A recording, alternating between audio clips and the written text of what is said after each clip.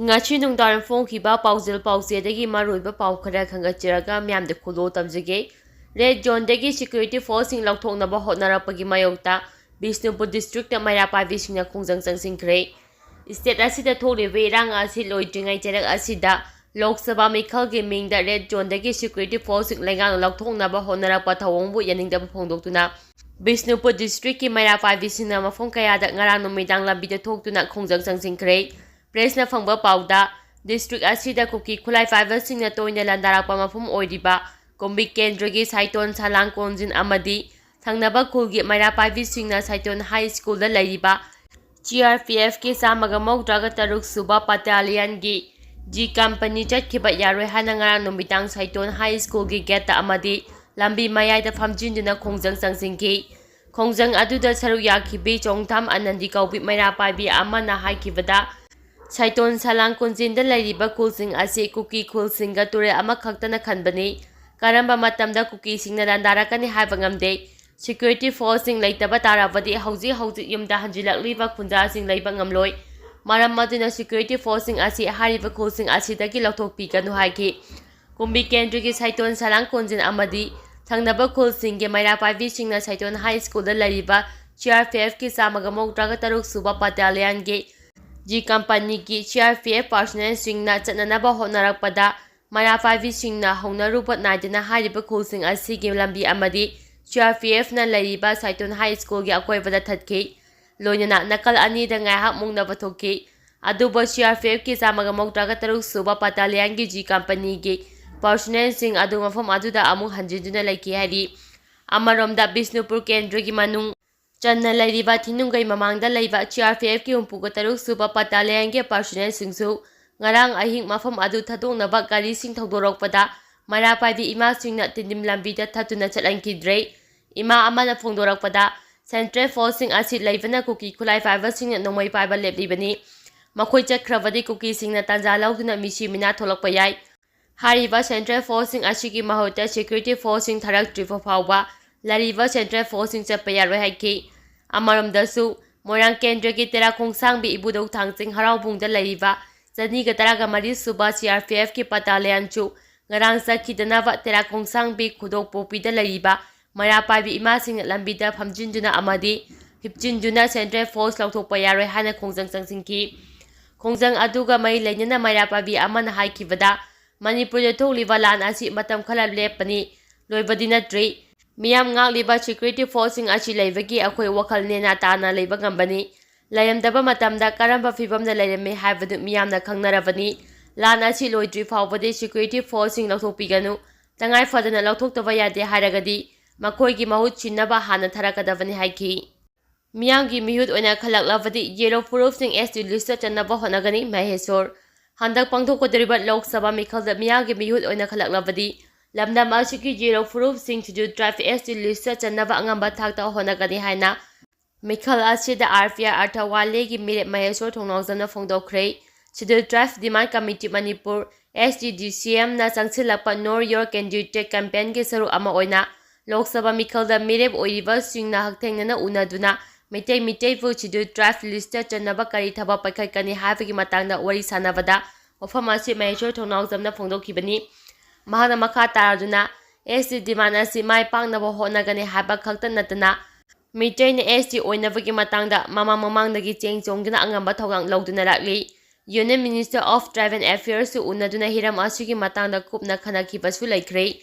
isagi pongnafon lamdam asida isagi constitutional right phangdabana ngasi ekhoina waribani election asigi damak candidate oina lawthoklaba matungda wasak tare lawkhi Maduda chita hauriba yellow mitei chengmi ST list chalangani habigi matangda nauna wachakhiba leire lonina demand asi phangnaba center je ama pichilaga loithokadabanate masidi thaba oina paikhanaba asengba achumba lobby tawba ama chongi masi boithok ahanba haibasi political system da yauriba singna aikhoi isagini iramdam asikine khana thabak tawdaba yaroi aihakti Manipurgi damak tholokpani upai ama tawduna demand asi phangnaba sojina honagani haina mahakna makha takhi makha tara poina Thanglianpao dagi amu maroiba pau khara lakhachiraga miyamda khudo tamjige Congress na sing amasu tam khaibung tahanaba akamba mawngda honari Myanmar da MP oiramba Thanglianpao Guite neklaga kuki lalhouba singga SoO chatnahankhina susindro.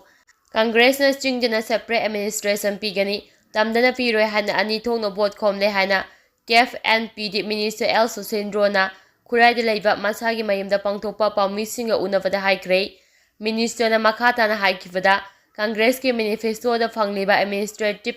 settlement haribo from asuka separate administration ga karigumba khenaba amate leite jing amadi tamda michang mikhai naina yengduna apunbagi saktam thugainaba honabiganu. Inner Manipur ki Mikhalda Congress ki mirep oiriba Dr. Bimor Akoizamda Manipur ki miyam mahiroi oina ubiganu. Mipung khudingma masagi mahiroi gumna uraklavadi asoiba lakani.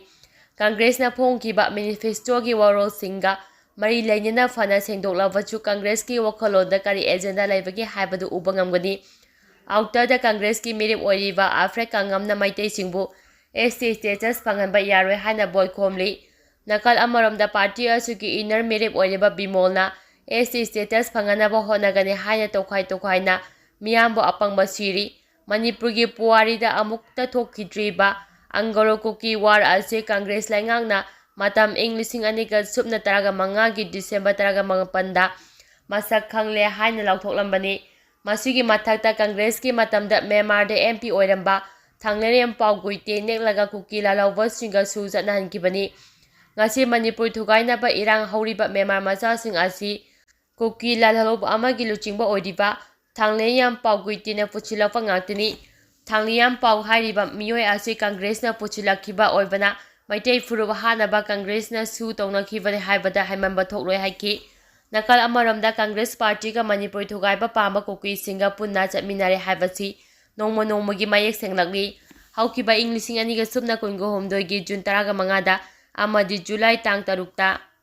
ITLF na thangkiba separate administration amadi President rule thambagi wafamga Congress ki manifesto ge serial number 5 ta piriba wafamga karida khenaribage yelomi masal nungsi janana laiminaba pamdaba mamai ani longba Congress ki mathakta miyamna para tambiba matam oire haiki.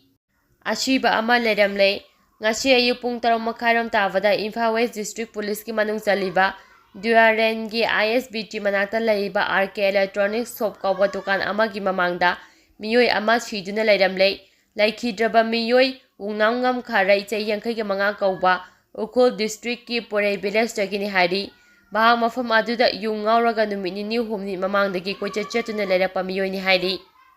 CRPF amadi BSF sing lokthokpa yaroi haina irang haurakre. Mamang sahi May 3 dagi tholakliba irang asina maram oiraga lamdam asida ngak senaba chingi manung hanjiba mafamsingda ngak sembagi thabak chatharakliba CRPF amadi BSF sing lokthoknaba hotnarapagi mayokta ngarang numidang mafam kayada miyamna irang haurakre. Pawasina hairibadi ngarang numidang pung 9 tabada Tera Khongsangbi Thangjing Mandir manakta hangba Chani Kataraga Mari Suba CRPF battalion sing adu mafam adu thadokna chaknabagi damak thorong torokpadagi mafam adugi marapai bimiyoi kayana chakhiba yaroi haina thingduna thamki. Masiga chap manana Saitom Phokokchai Ikhai Tronglaubi Laimramdasu khongjang asi changsingki. Imphal East ki oina Tumukhong Moirang Kompu na chingba mafamsingda ngarang numidang nupisingna Central Forcing asi chakhiba yaroi haina thingduna thamki. Panba yabadi handak pangthokadoriba mikhalsiga mari lainana pamdaba thodok thoktanaba jiksing thorang lokhanaba election duty ki damak makhoibu lokthongnaba Union Home Minister na khangalakibani. Hauzik phawbagi oina makhoising adu lokthokpagi paudi leitri hairi. Makha tarakpa oina aroibada Kangleipak ki mairagi pausedagi amuk maroiba paukhoi lakhatjaraga miyamne khulu tamjarange. Center na kupna yengsenbadagi Manipurda santi lairakpani haiba PMO digi wafam namthakni ikainingaini K Meka Chandra. Mamang say 2019 gi May 3 dagi Manipurda thokliba Kangup anigi sathiba lan asida center laingangna karimata tawpidana ngasi phawbot laklaga Manipur gi irang asi center na yamna kupna yengsinbadagi santi lairakpani haibasi namthakni ikaifam thoi Manipurda ingtapa purai haribachi kadaida puraklibano Kangpopi More Churchanpur changba yadriba chingtam animakta changthok changsin yadana lairiba asi center na yengsinbibadagi santi purakpa oiribra haina